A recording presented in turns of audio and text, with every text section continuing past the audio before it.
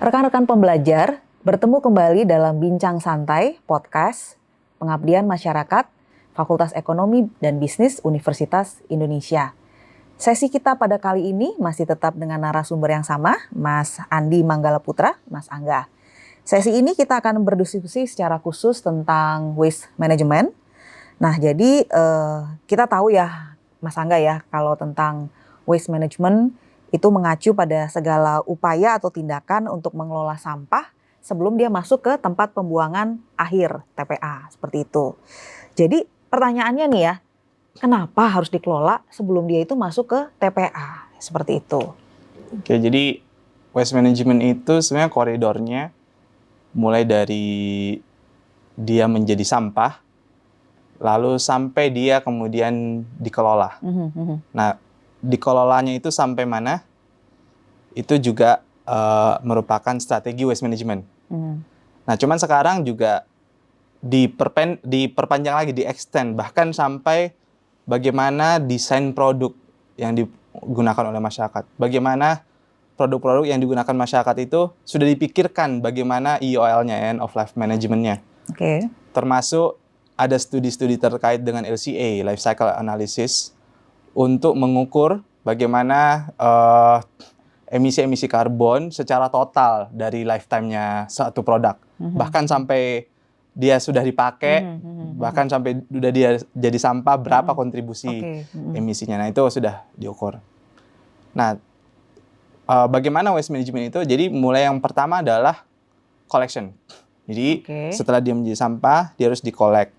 Nah, ini harus proper collection. Karena kalau kita ngelihat collection yang ada sekarang di Indonesia ya khususnya, itu kan pengumpulan sampahnya berbasis gerobak, pick up sampah atau truk, yang kemudian mungkin dikumpulkan dulu di satu TPS 3R, TPST, lalu dipilah sedikit, lalu kemudian dipindahkan ke TPA.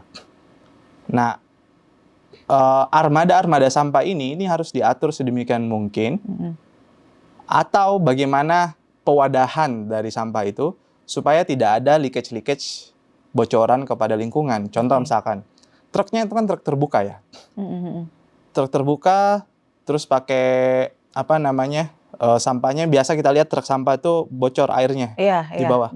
Itu licet, itu air lindih yang beracunnya luar biasa itu. Iya, itu nggak boleh. Harusnya ada proper collection vehicle yang kemudian itu bisa di-compact, ada compactornya. Sekarang udah mulai di beberapa kota termasuk Jakarta dan kota lainnya sudah mulai pakai. Nah, cuman tidak optimal saja. Nah, bagaimana kalau misalkan collection-nya di rumah-rumah atau lorong yang masuk gitu ke dalam, itu bisa dimodif juga armadanya. Bagaimana dia bisa tetap aman dan bisa tetap ngumpulin lebih banyak. Nah, yang kedua adalah bagaimana collection itu tadi aman. Yang kedua adalah dia efisien tentu. Nah, contoh kalau dia tidak punya compactor, dia hanya bisa mengcover 100 rumah. Nah, tapi kalau dia pakai compactor, dia bisa dipadatkan, dia bisa akses 200-300 rumah, yang mana satu kali trip itu bisa lebih efisien. Nah, ini efisien secara bensin, bahan bakar, dan efisien emisi juga, ya kan. Nah, itu yang pertama, collection. Nah, yang kedua setelah di-collect, tentu tadi sebelum collect ada pemilahan ya di masyarakat. Nah, yang kedua baru di treatment. Nah, treatment ini banyak sekali rangkaiannya. Tentu di literatur itu ahli bidang lingkungan, ahli bidang ilmu manajemen sampah mungkin lebih ngerti. Nah, jadi yang pertama itu bisa dikelola secara recycle. Jadi sampah-sampah itu harusnya di-recycle. Nah, kemudian sampah-sampah itu bisa di-incinerated. Jadi dibakar. Terus kemudian ada misalkan pakai gasification. Gasifikasi seperti misalkan punya TPA Benowo di Surabaya. Itu pakai gasifikasi. Kemudian ada lagi satu chemical recycling. Jadi daur ulang yang sifatnya menggunakan kimia. Nah, treatment ini dilakukan secara pembauran. Ada juga nanti misalkan ada BSF, Black Soldier Fly, terus ada biogas. Jadi bagaimana metana dari dari sampah organik itu bisa diekstrak, terus bisa jadi gas. Nah, makanya di Denmark itu dia punya visi di tahun keberapa gitu, itu sudah 100% pemakaian gasnya mereka itu menggunakan dari sampah biogas. Oke. Jadi gas natural gasnya mereka itu dipakai untuk energi saja, yang lain untuk penggunaan nasionalnya domestik, untuk mandi misalkan, untuk di kamar mandi yang air panasnya, itu panasnya dari biogas. Nah, ini dari sampah itu ya? Dari sampah itu. Itu 100% komitmen mereka di tahun sekian gitu. Nah, ini harusnya kita contoh. Nah, semuanya dari treatment sampah ini tentu ada residualnya. Termasuk sampah yang tidak bisa dikelola secara sempurna. Misalkan ada beberapa sampah tuh, saya nggak usah sebutkan lah ya, karena ini agak sensitif.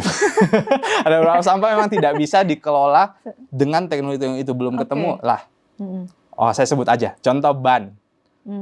Ban itu ada rubbernya hitam, dia tidak bisa diapa-apakan.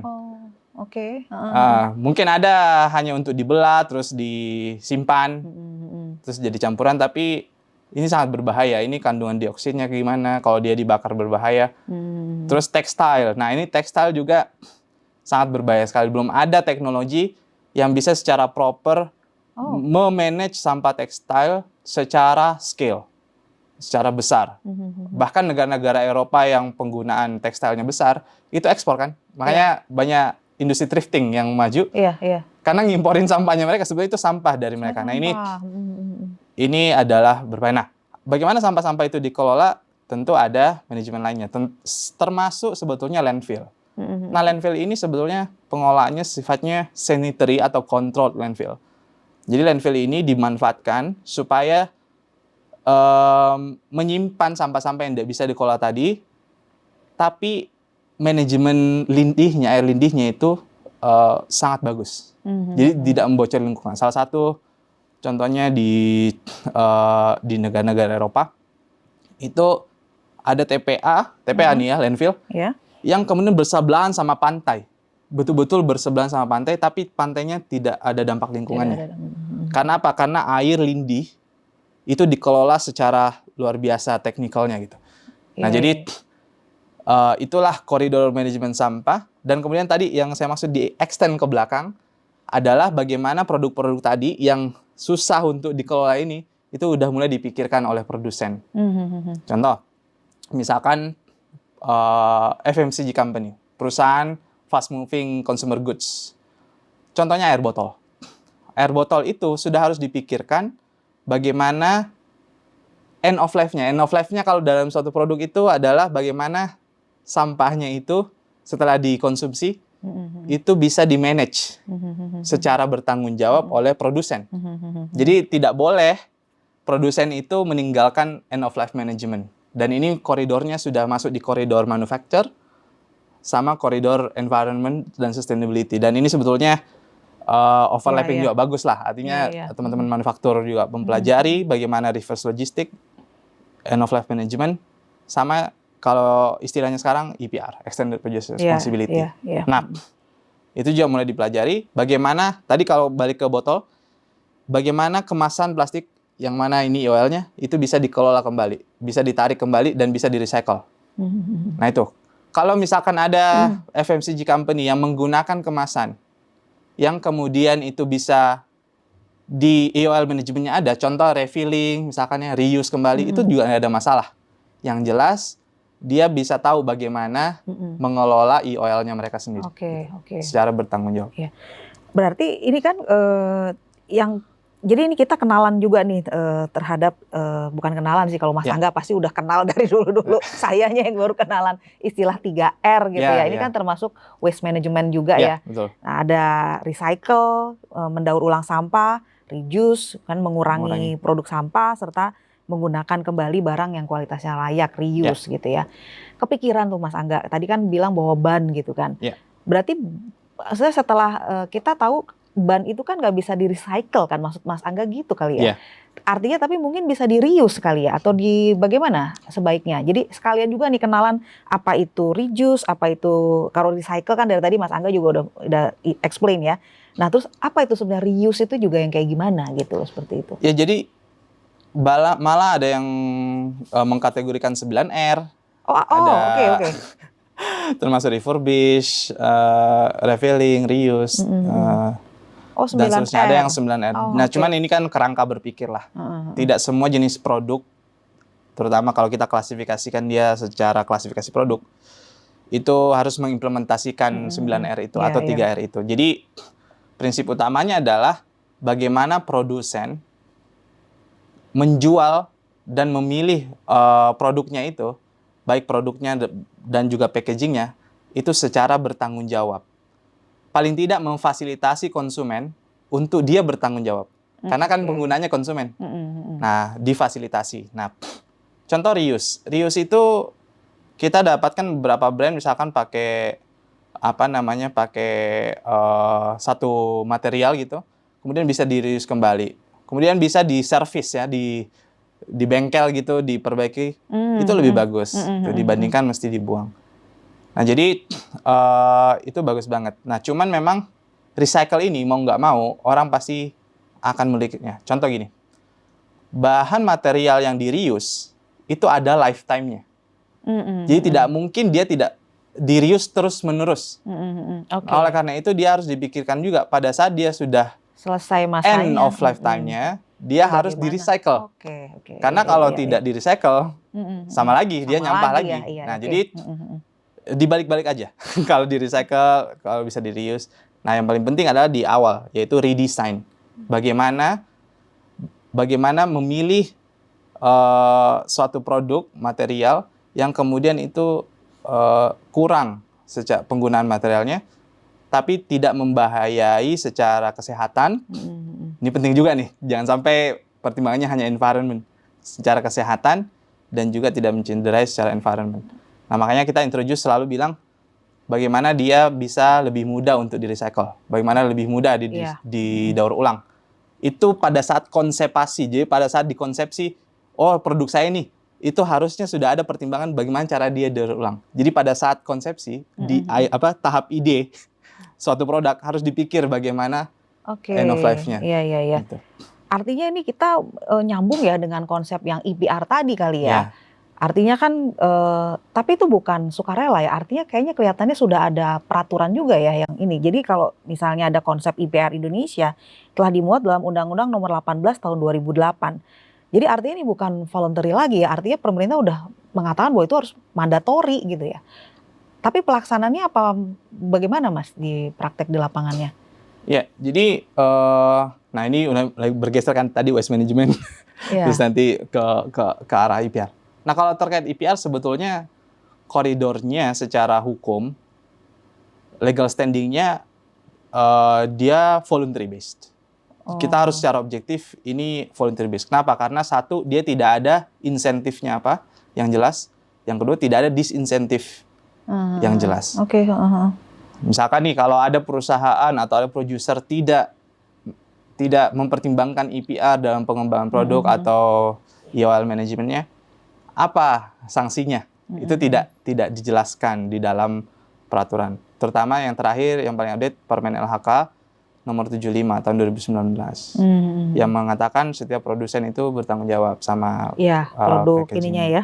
Sama kemasan material yang dan produk. Nah, cuman IPR ini sebetulnya secara histori ya. IPR ini itu menarik karena IPR ini adalah upaya pemerintah-pemerintah di Eropa dulu awalnya supaya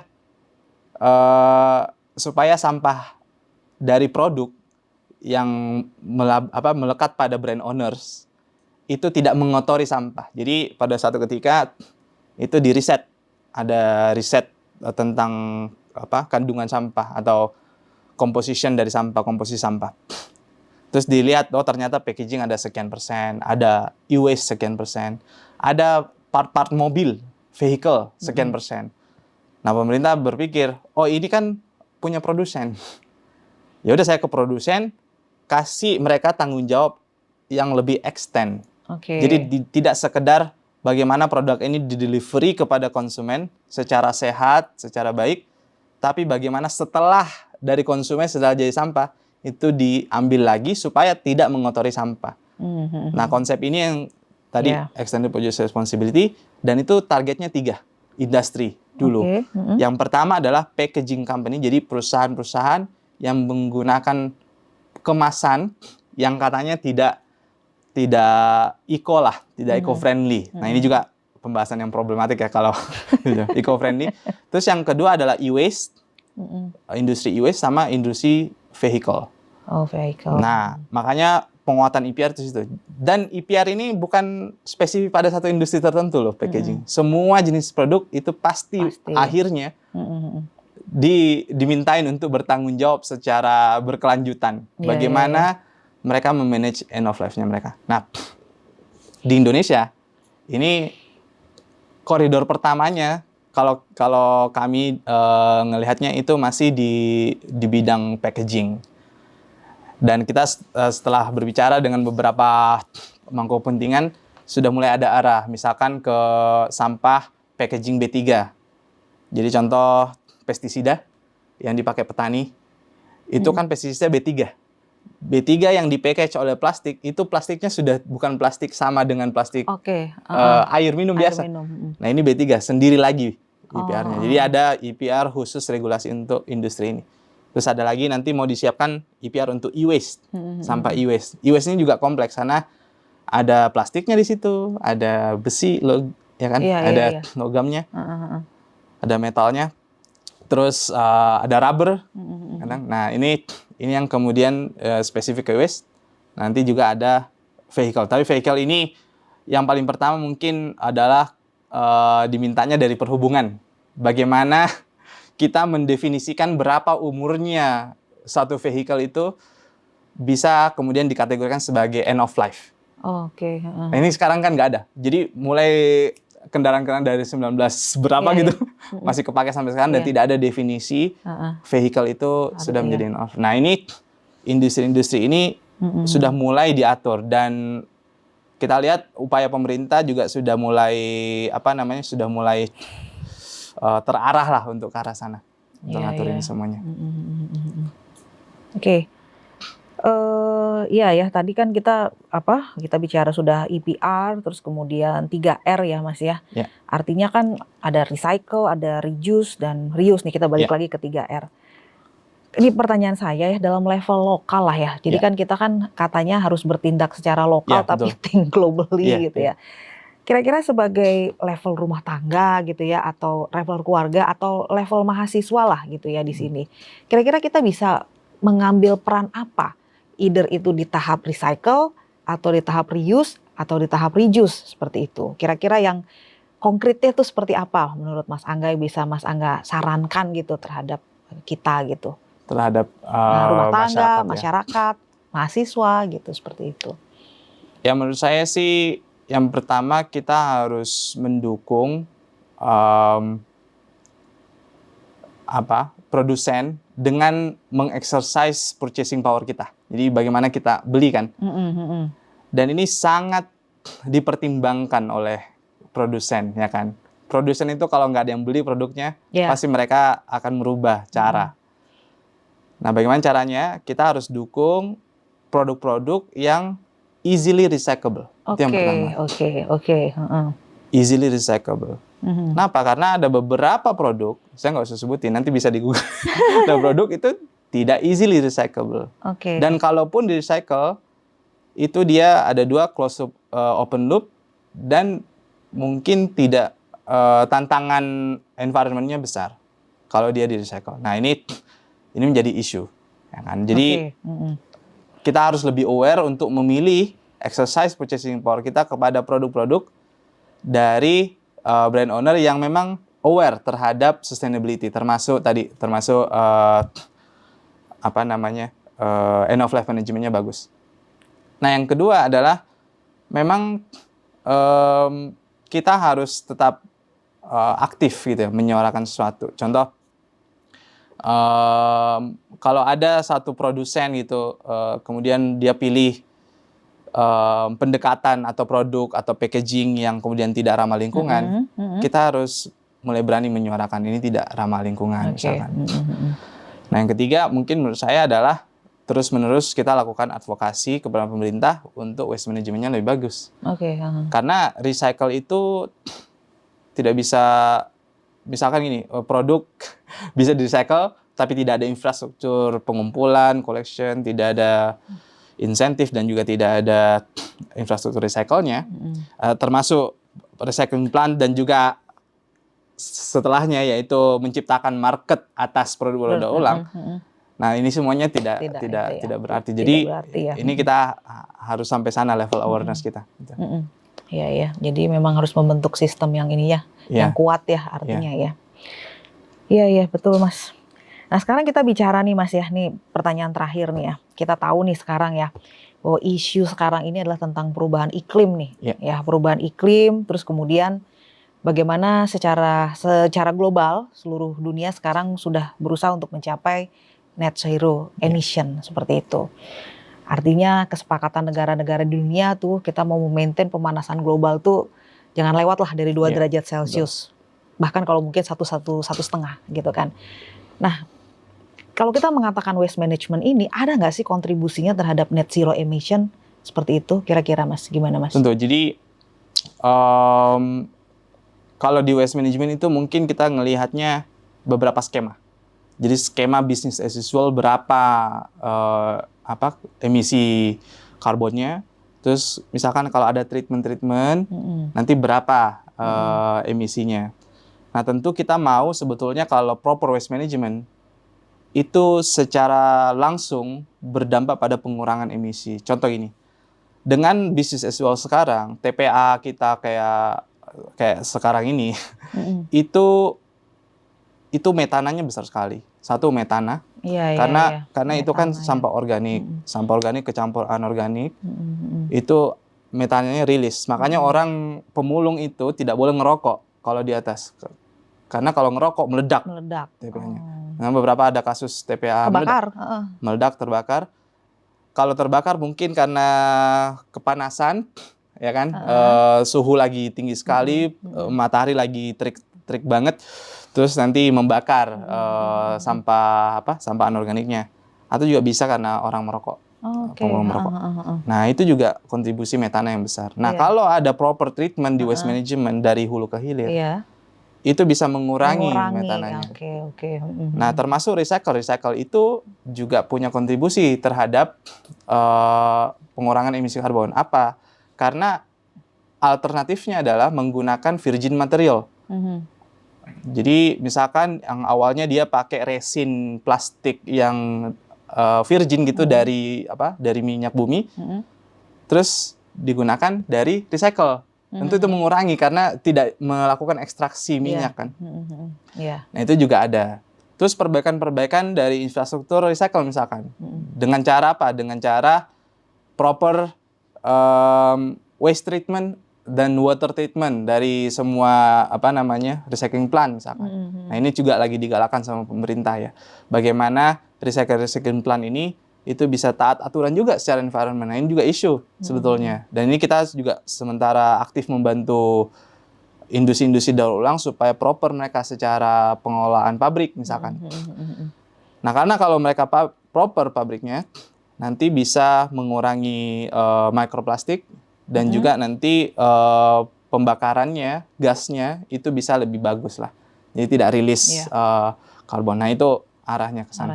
Untuk waste management ini tentu salah satu yang vital. Bahkan disebutkan waktu kemarin pembukaan pasar karbon ya di IDX, bursa karbon. Itu salah satunya limbah.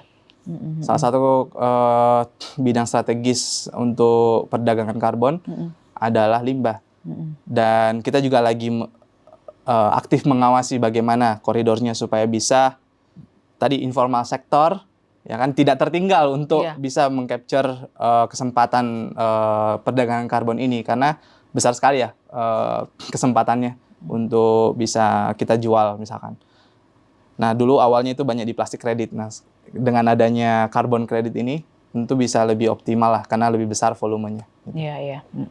Jadi memang sangat vital lah ya peran waste management juga di dalam berkontribusi terhadap pencapaian net zero emission ya, Mas Angga. Wah, menarik nih Mas. Kemungkinan bakalan ada podcast selanjutnya terkait dengan masih banyak loh isu-isu lingkungan ya. Hari ini kita baru belajar mengenai waste management, kemudian sesi podcast ini juga mengenai EPR gitu ya. Terus kemudian banyaklah hal-hal seperti ya, yang saya juga bermanfaat. Sangat terima kasih sudah diundang dan pengen ngelihat sih dari industri-industri lain gitu selain sampah bagaimana terhadap lingkungan. Karena kami juga butuh awareness ini kan ya terkait yang lainnya gitu. Iya. Terima kasih Mas Aga. Banyak. Demikian rekan-rekan pembelajar sesi kita yang sangat menarik pada sesi podcast kali ini. Semoga rekan-rekan pembelajar mendapatkan banyak manfaat dan kemudian juga bisa mengambil hikmah apa nih yang bisa kita lakukan untuk kita mengambil langkah-langkah kontribusi yang pas di dalam menangani isu lingkungan yang berkembang pada akhir-akhir ini. Terima kasih, sampai ketemu lagi di dalam podcast FEB UI selanjutnya. Salam.